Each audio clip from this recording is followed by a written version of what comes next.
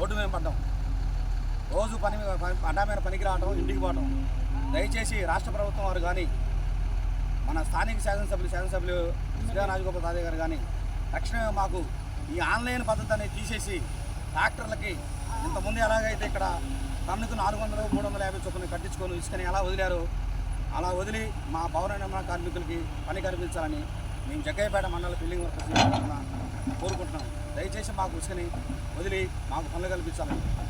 ఇసుకని వెంటనే ఉచితంగా ఆన్లైన్ లేకుండా ఉచితంగా అందించాలా. జీపీఎస్ రద్దు చేయాలా.